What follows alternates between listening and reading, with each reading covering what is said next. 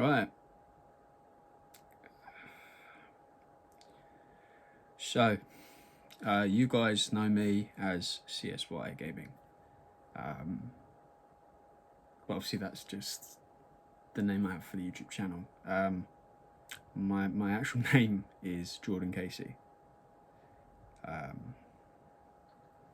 I grew up in a small little town in Hertfordshire called Royston. Very small, actually. And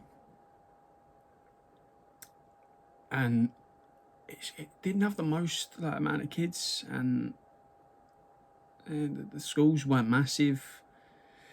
But the biggest problem with smaller schools is that their resources are a lot less than like the bigger schools,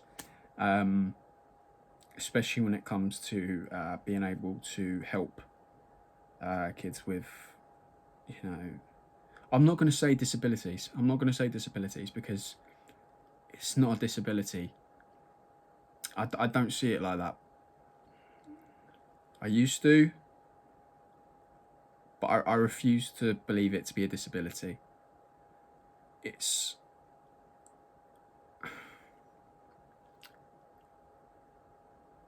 one of the things that make me me. I'm happy to call it that. But yeah. So my first two schools, they had no resources for anything like that. In fact, they refused to believe I had anything. They thought I was just a weird kid, but we'll get into that. So, the point of these 3 videos, obviously this is part 1, the point of these 3 videos is for me to be able to express and be truthful about who I am. It's only recently I've started to accept that this is who I am and I should be proud of it. And like I said, I shouldn't account for it as a disability. And furthermore, growing up with it and and being told that you didn't have anything, and then finding out you do, and you knew it all along, but then that it's not like it got easier after. It's because then there was a massive struggle of trying to find videos and things like that to help me, let's see what I can do to help myself fit into society more, because with Asperger's it does make you a little bit of a social outcast, which is hard. And obviously people with Asperger's, they struggle a lot with things like talking and expression, and maybe not expression per se. We're very good at expressing, but we're not very good at expressing to people.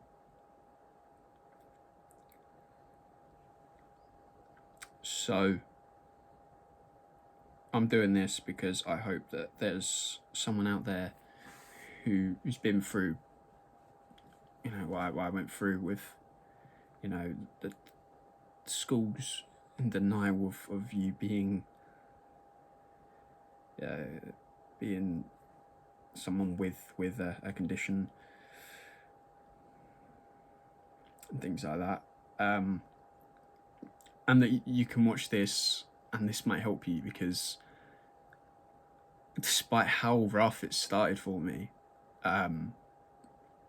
as you'll see as things progress, I've learned to do so much more than I ever dreamed I'd be able to do, to function better than I ever thought I could,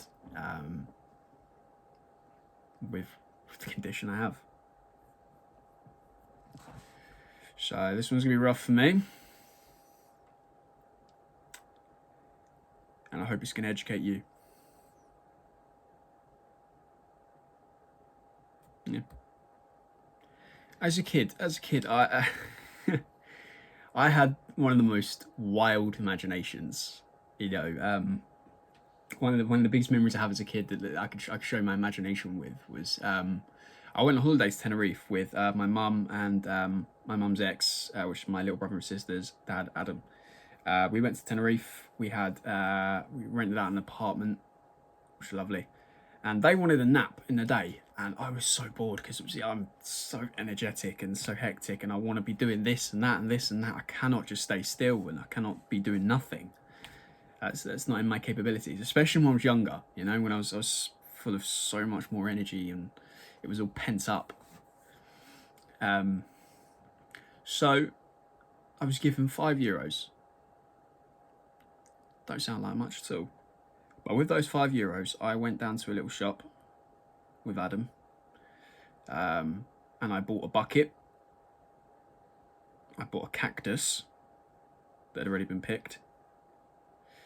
And then I went over to, do you remember them little machines that you put the coins in and you spin them and them little balls come out with the toys in them? I got 2 SpongeBob ones.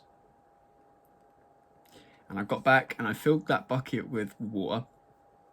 I put a flag in that cactus and turned it into a boat that floated. And they had a 3-hour nap while I played with a bucket of water, a cactus, and 2 SpongeBob toys. 3 hours.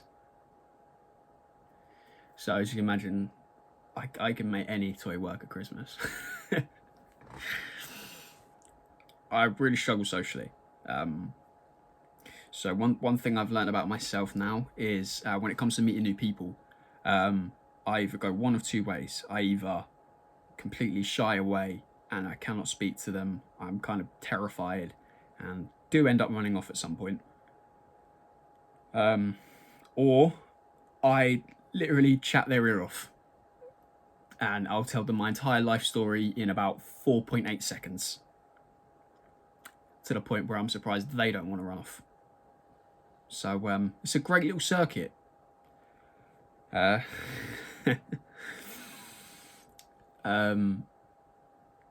there's the me as a kid.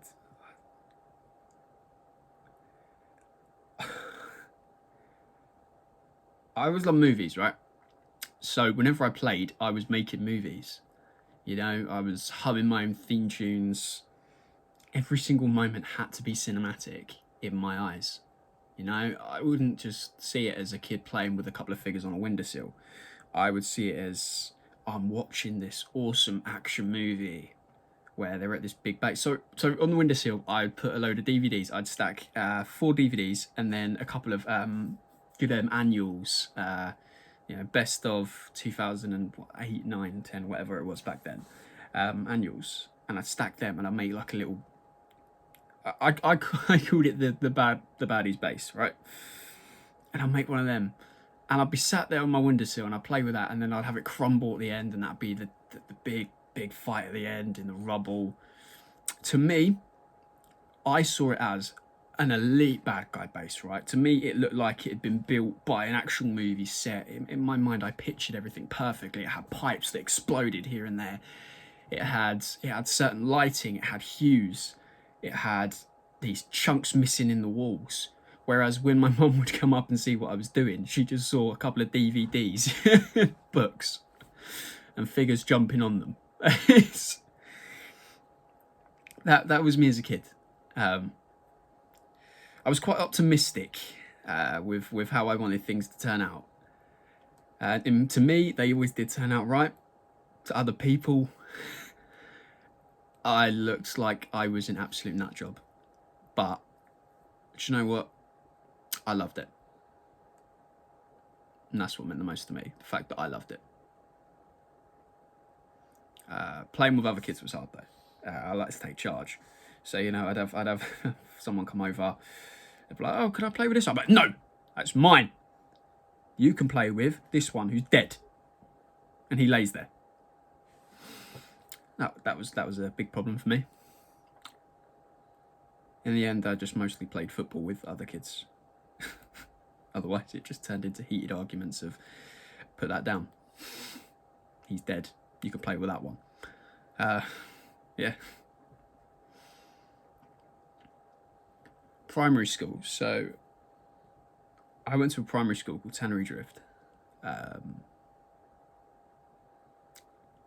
I don't think I've ever got anything good to say about Tannery Drift.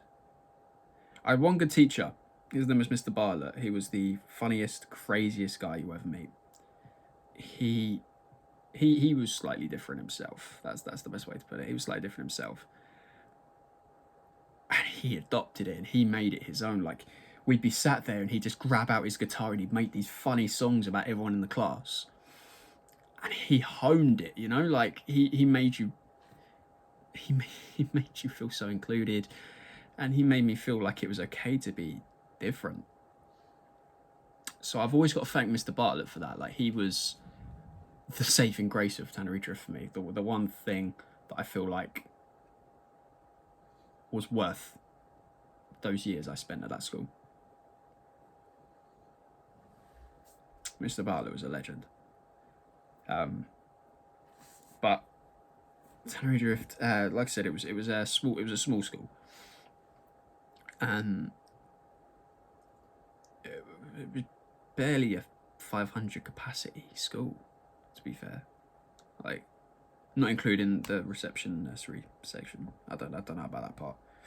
I'm just trying to think of like assembly and everything, but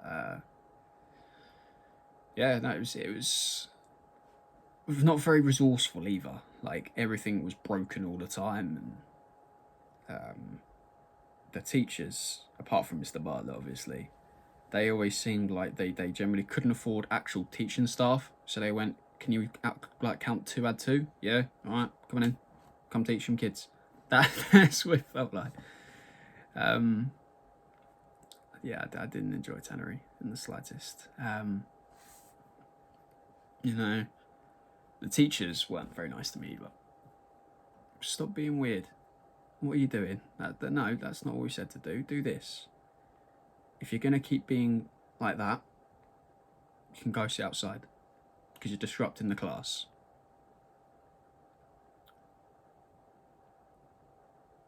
Things I couldn't help, I was being shouted at for, told off for, and made to feel like I was in the wrong for. That hurt. And the worst part was, because nobody else understood that I couldn't help it, I tried my best not to do these things. But they were things I couldn't help, couldn't control, and they were me as a person. So there was no escaping, you know, things like that. There was no being able to just go, "Okay, yeah, no, I'm stop. That's fine. Yeah, no, have it your way. Do you know what? I'm so sorry. I do apologise. Class, I'm so sorry. I did not mean to disrupt you all. I will stop being weird." I wish it was that easy. I really do. But truth be told, it really wasn't. It really wasn't. The worst part of Tannery will always be the fact that that's where the bullying started for me. I was bullied bad growing up. Tannery is where it all began, you know, because other kids were starting to communicate and make friendship groups, and, you know, they were developing, things like that. Me being this weird, quirky, loud, very imaginative child that stayed very isolated and always did things his own way. I wasn't very popular. That's a safe bet. Like, I remember doing like group activities in class, you know, where like, okay, we're going to do in groups of 4, and everyone would push their little tables together. I was that kid who would not push my table anywhere but to the back of the room. I would rather work with my coat than another person a lot of the time. And the teacher would come over and be like, "What are you doing? Why are you not sitting with the other kids?" So I'd rather work on my own. So I'd be like, "Well, this is a group activity, so you have to go sit with the other kids." Hated that. Hated that. I had a couple of friends, don't get me wrong. I had a couple of friends. But the worst part was, my best friend wasn't in my class until I was in year 4, I believe.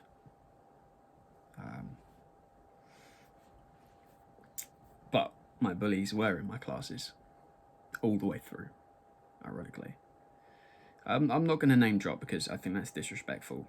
And since then, we have sorted things out and they've apologised for the past. So I'm not going to name drop. I'm not going to be that guy.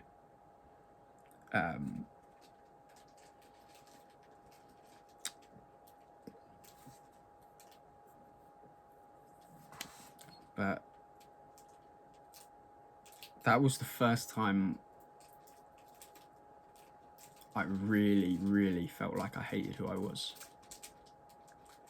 When I would go outside at a break or lunch and I'd be sat there and I'd be happy doing my own thing, and then they'd walk over and they'd push me around, they'd make me feel weird, they'd hit me, laugh, they'd steal my stuff, they'd throw my bag around, they'd chuck it into a puddle. Yeah, it sounds so petty, but when you're, I was what, about 7? 6, 7 when all this was going on? Like, that's a lot, you know, for a kid to have to deal with. And I know there's other kids out there that are dealing with it. And guys, tell someone. If you're going through something like that, please tell someone, because I never did, because I was scared to. And I didn't say anything till it was too late. By then it had been going on for so long that the mental trauma had already set in. So as soon as it starts, tell someone. Because I wouldn't wish the worst of what's happened to me in my life on my worst enemy. Honestly. Yeah. As I got older through Tannery, the bullying got worse, purely because they got older, they got stronger, they learned they could do more. Now, one thing I can admit I never experienced was a wedgie, right? You see in like those American movies, you know, everyone's wedgieing everyone. So no, that's not the case. It's more likely you're going to get punched in the side of the head and pushed into a wall. That's the more typical approach.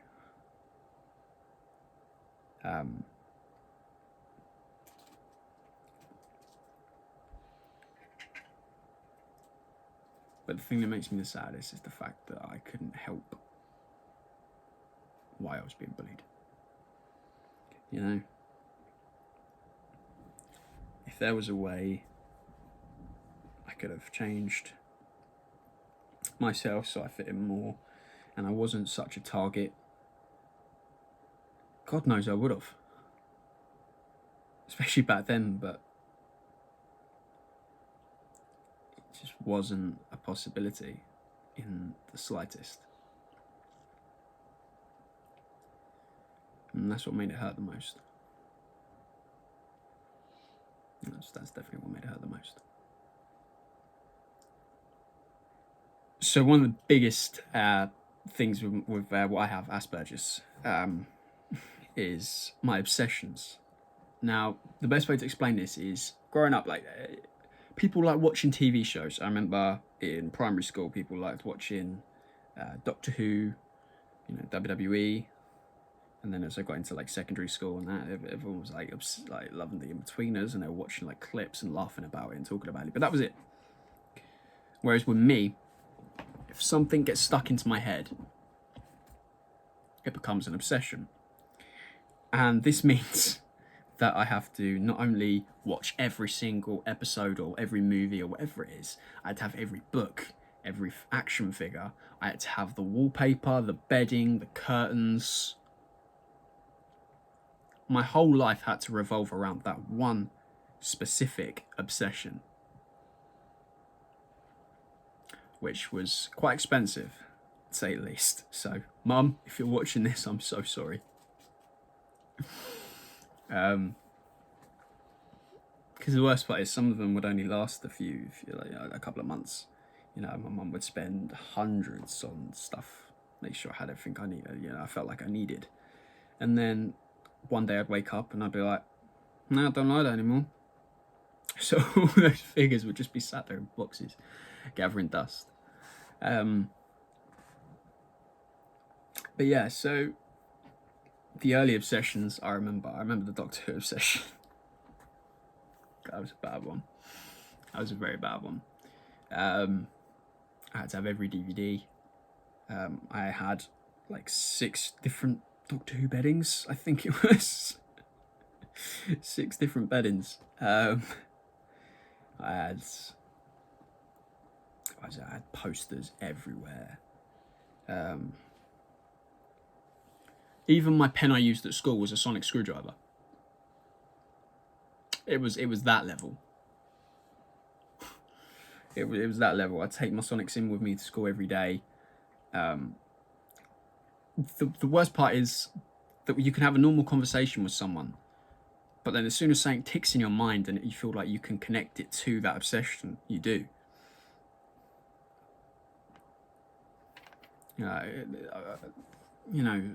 Some kid might be talking about, oh, when my mum was young in the 80s. Oh, there was a Doctor Who episode in the 80s, actually. Yeah, and then I'd go into it and then I just wouldn't stop explaining the whole episode. And then I'd somehow manage to get into something else. And that would annoy everyone completely. I do see why. I do. As I've got older, I've learned to control that a bit better. But that is one of my worst traits in other people's eyes. And in my bank account's eyes too. There was WWE. There was the volcanoes. That was the weird one. I had an obsession with volcanoes. So I had posters of volcanoes on my wall. I'd sit there and watch volcano documentaries. Literally, I was about 9 or 10 when I had the volcano obsession, and I'd be sat there watching hours and hours and hours of volcano documentary DVDs.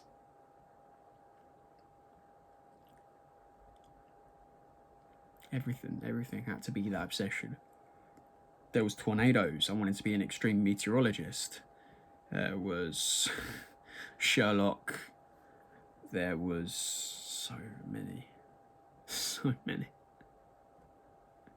Lego's a big one. That was a massive one. Harry Potter.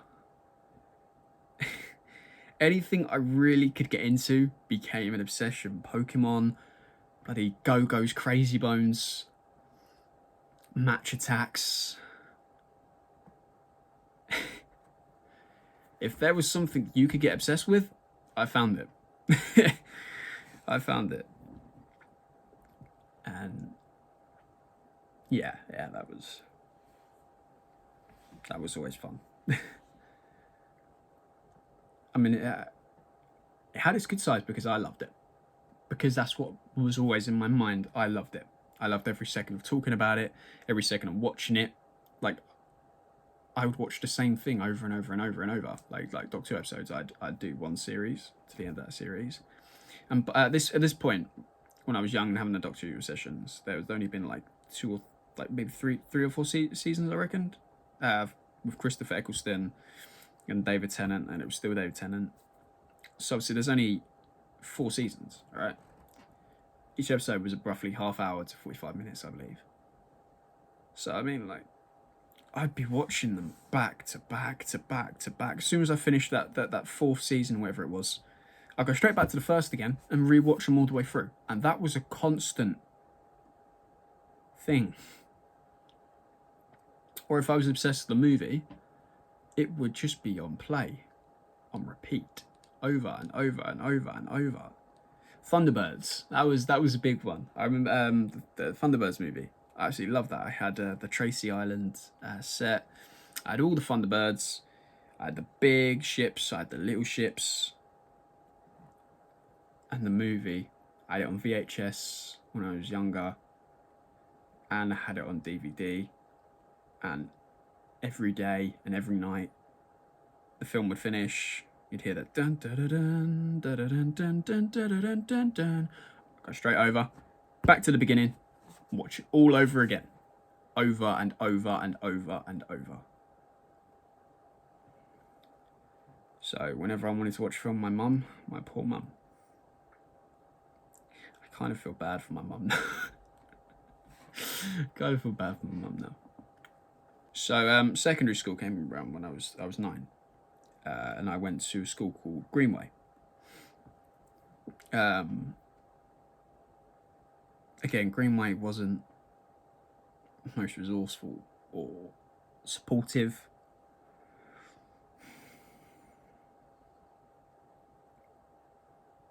There was a couple of teachers I recall being quite nice, but apart from that, it wasn't the best. It wasn't the best. Yeah. So I was there from when I was 9 to when I was 13. Yeah, I was 13 when I left.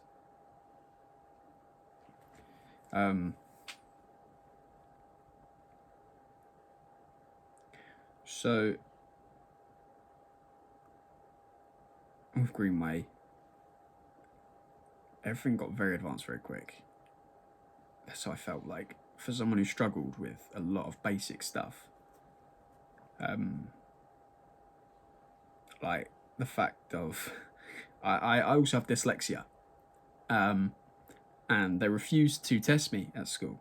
I wasn't tested for dyslexia till I got to college. So I was not given very much help at school with things like that. So that was a major struggle.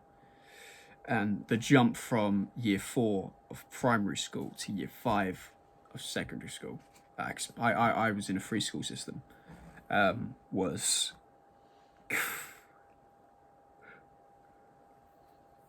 honestly massive.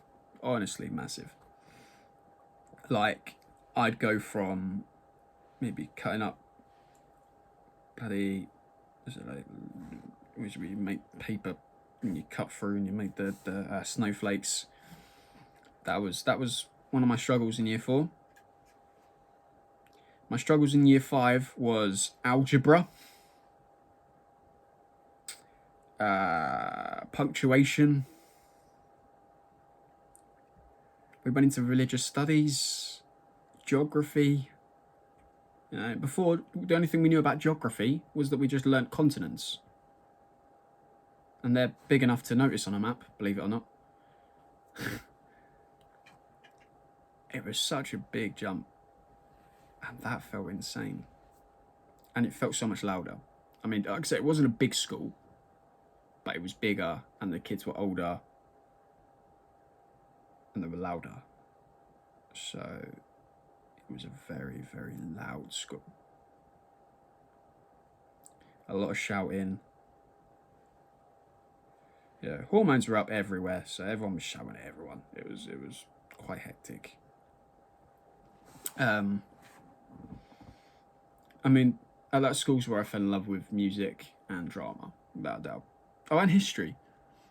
And I fell in love with history because my tutor, back when I joined Greenway, was called Miss Galley.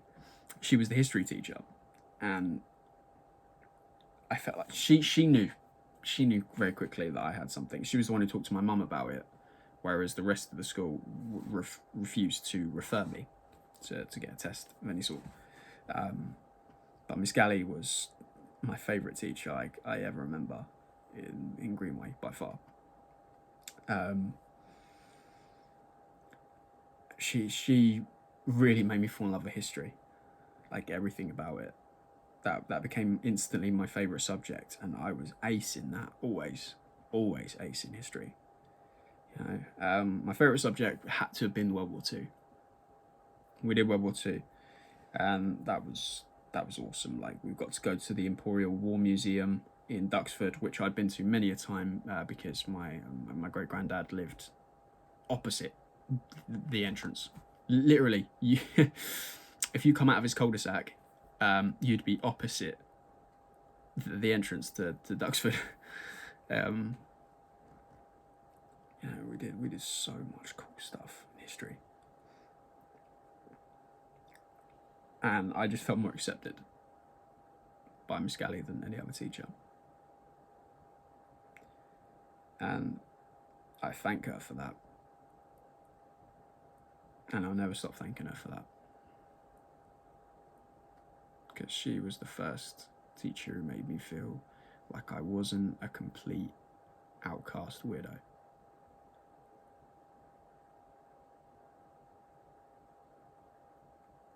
Apart from Mr. Bartlett, obviously, but we're talking group, mate. Yeah. Yeah. And she was there for me throughout. I think she was there for me till year 7, and she retired when I went to year 7. So that was sad. But yeah, Miss Galley was one of the biggest legends ever. The other teachers, they refused to believe anything about me being different. They also just thought, a lot of them actually thought I was just trying to be a class clown. They thought I was deliberately trying to make everyone laugh and disrupting the class. I was sent out of class a lot. I was sent to the head teacher a lot.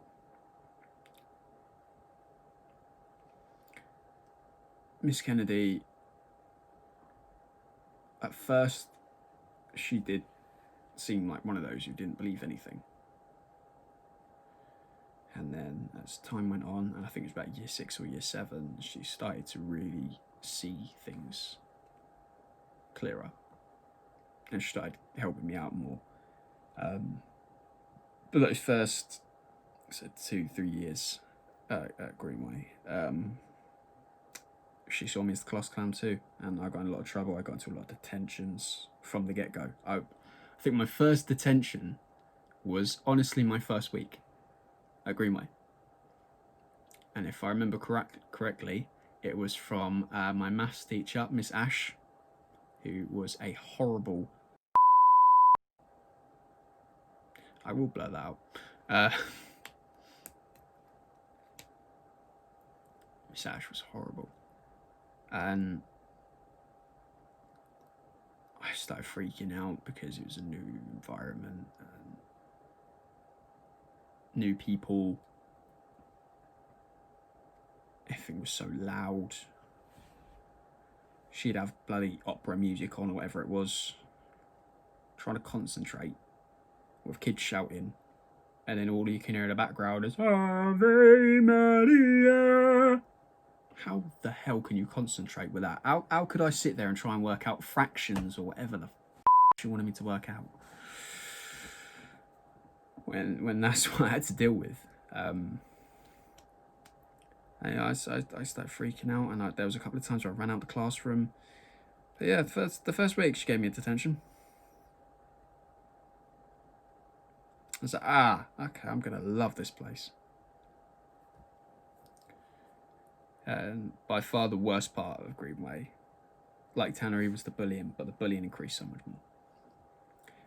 So a couple of them carried over from Greenway. So there was 2 schools it could have gone to. It could have gone to Greenway or Roisia. Most of them went to Roisia, the worst ones anyway. The ones that I was really scared about seeing again. But the couple that carried over, they continued. And then these new kids were joining, obviously, because it was these different schools. Whenever they've come to Greenway. And then they joined the pack, essentially.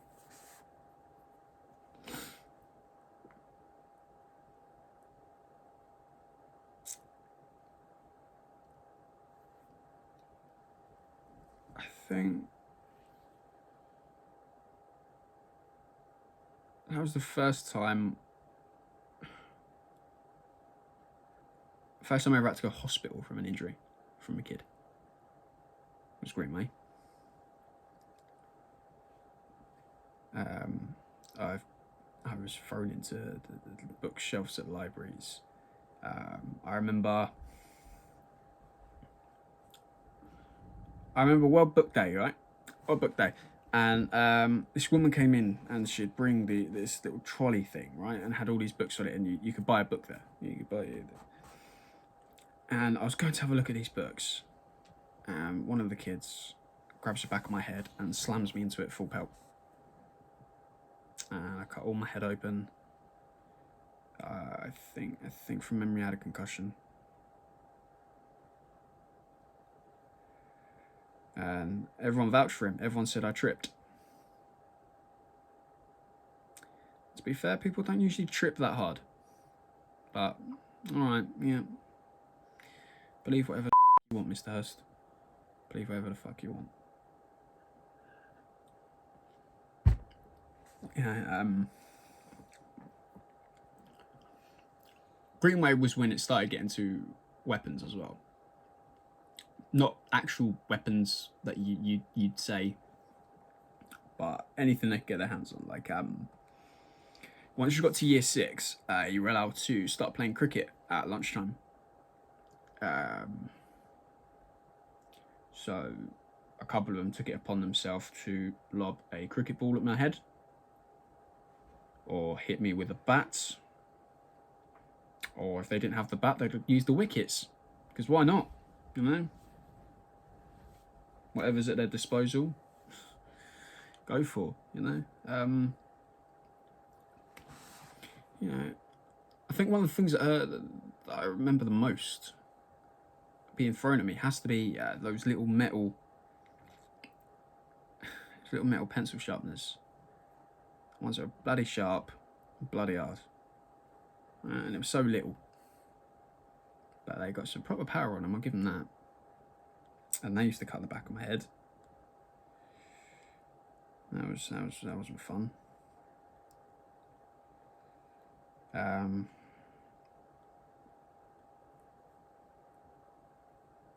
Yeah. I've been hit by a keyboard. That wasn't fun. Chairs. I remember after class, they held me in there. So a teacher left first. Everyone started leaving for lunch. They held me back. They held me against the wall. And one of them, full pelt, ran with a table into, it was like my stomach to the bottom of my ribs. Because I was quite a short ass at the time. And that was not fun.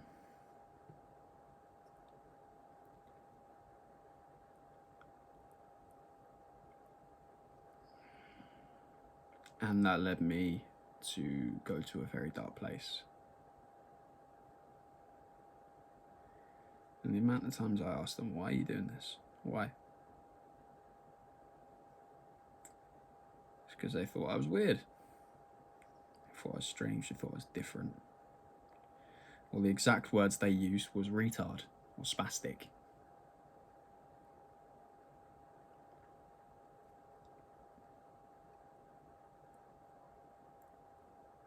When you're different and you can't help it, there is no words that will cut you deeper than those two words.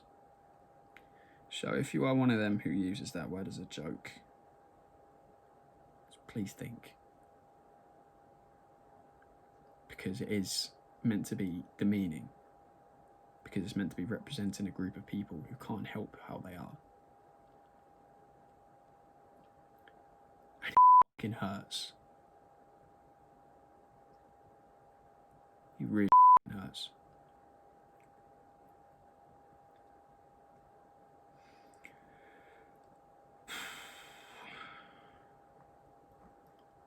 My mental health went downhill. I was hiding a lot of injuries. And as well as hiding injuries, I was hiding injuries I caused myself.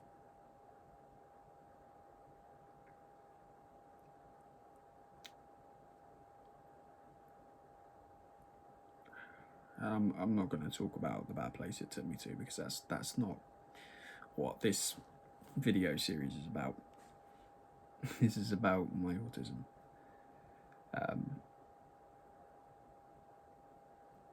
But if there are younger audiences watching this and you feel like you may have picked on a kid for you because you think they're different, or they're slightly weird to you, or they don't fit into your little stigma.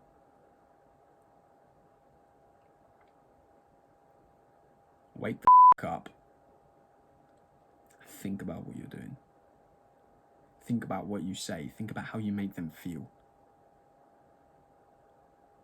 Because we might seem different to you, but we're still people. We still feel the same way you feel. We can't understand our emotions per se, or your emotions. But that don't mean that it doesn't hurt when you say things or do things. So please think on your sins. Because we can't help who we are. The same way you can't help who you are.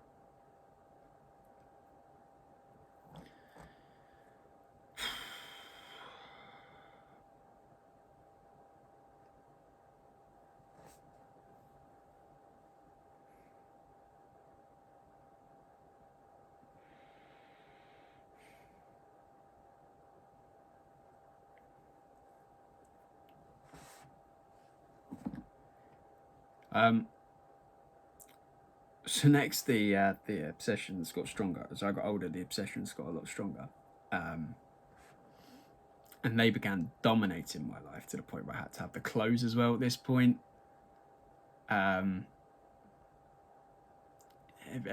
had to be this specific thing. Like the volcano one. I think that may have been Greenway, from memory.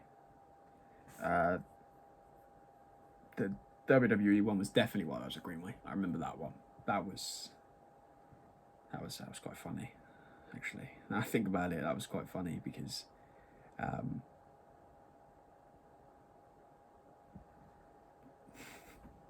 I was a kid who was being bullied and refused to fight back. Yeah, I loved wrestling.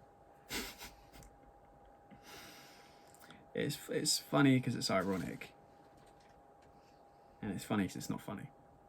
But it is what it is. Yeah, the obsessions got so much stronger. And it wasn't until I got a lot older that I managed to deal with the obsessions. So unfortunately, in this video, I will not be able to tell you how I managed to start dealing with the obsessions better and calming them down to the best degree I can. Because, in all honesty, they haven't gone at all, and they do still kind of take over me sometimes. Like I'm currently going through one, and I'll explain that in the third video. If it's still there when I make the third video. That's the funny part. Yeah, that's the obsessions just grow and grow and grow. And as you get older, because you get more money, there's more things, and they're more sophisticated, they take over you more and more. Because you have that power to let them. That's one thing I learned. My development overall was quite fast in some places, but very slow in others. My social skills were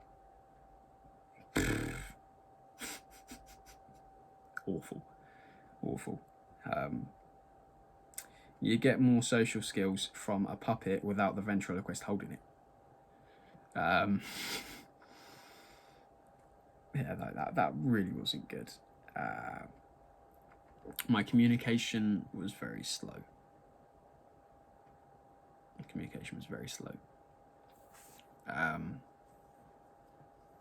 Making friends, well, as you can tell, I did that brilliantly.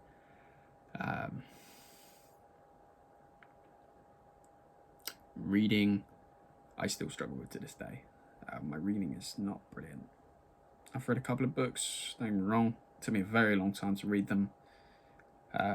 But reading is definitely a big struggle. Writing, to this day, I cannot read my own handwriting most of the time. My handwriting is beyond awful. I mean, I'm left-handed, so I was already given a bad, dealt with a bad hand in that sense. But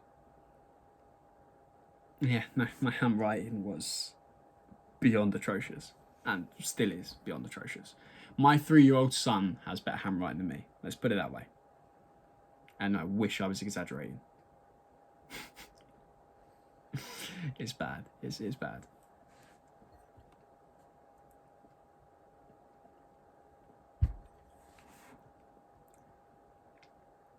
As for learning to do things that you should have been learning to do at that age,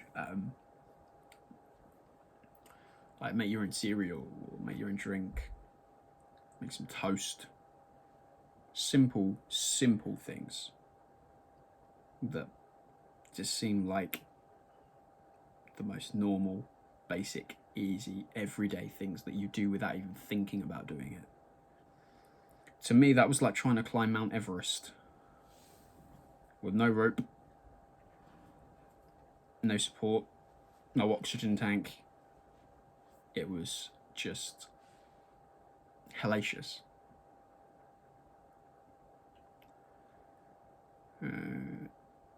Getting a bowl out of the cupboard, struggled. Making cereal, completely struggled. Putting bread in a toaster, I struggled. I struggled. And the things that you should just think to do, they're the ones that I struggle the most, even now. And I don't think I'll ever be able to get hold of that one. I have to be told what to do for a lot of the most basic things in life. Things that you know, what's the politically correct word? Neurotypical, I think that's the right one, isn't it? Neurotypical people without autism. What you guys do. Anyway, it's natural to you. You're just like, okay, yeah, well, I'm gonna do this, I'm gonna do that, I'm gonna do this, I'm gonna do that. To me, I have to be told to do these things because they just don't click in my head. The way I see it my Asperger's, because Asperger's is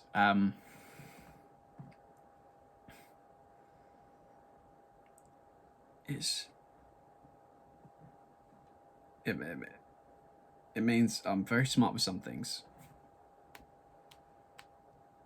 It's high functioning autism. There's the correct term. So I'm very smart with some things, like the obsessions.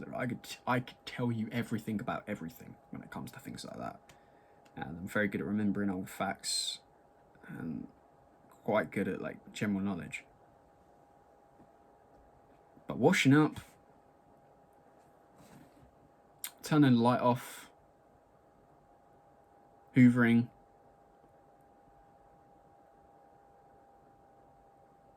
opening the curtain,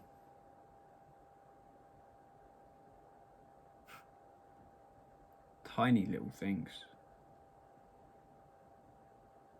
I just don't do, or unless I'm told to do them, they just don't click in my head.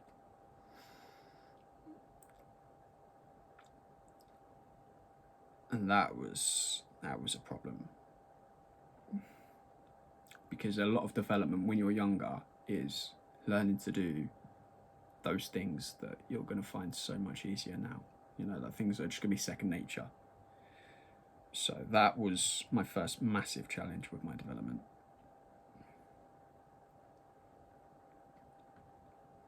So alas, I turned 13. I was on my final year of Tannery Drift. Not Tannery, sorry, Greenway. I left Greenway in the summer. I was very thankful to say goodbye to that place. And in the summer, I had my tests. So I was referred at 12, finally. And I had my test in the summer of 2013.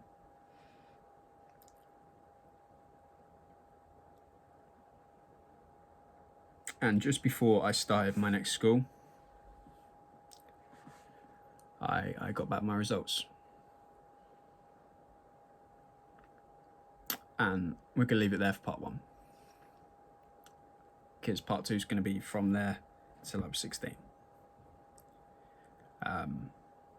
Because a lot happened in 3 years, can't lie to you.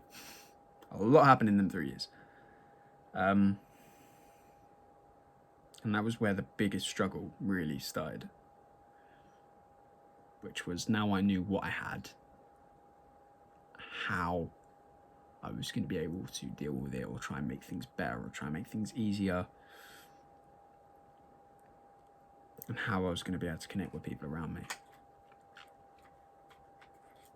Anyways, thank you so much for watching. I hope that this part one has really opened your eyes to some things. I hope that if you do have autism or Asperger's and you're watching this, I do hope I've helped you. Part 3 and is really going to be the big one that I want you guys to watch, because this is where I can help you in some aspects. I can show you how I've managed to work around things and really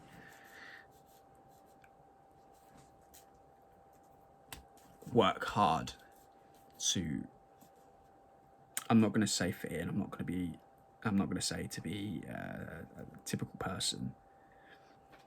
I'm going to say to be the best version of me that I could be. And I want to help you guys be the best version of you that you can be. So I'm going to leave you one final thought.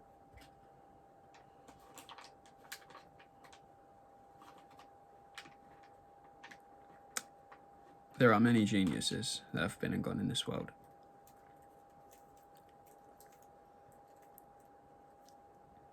And those geniuses are brilliant minds. Like Albert Einstein.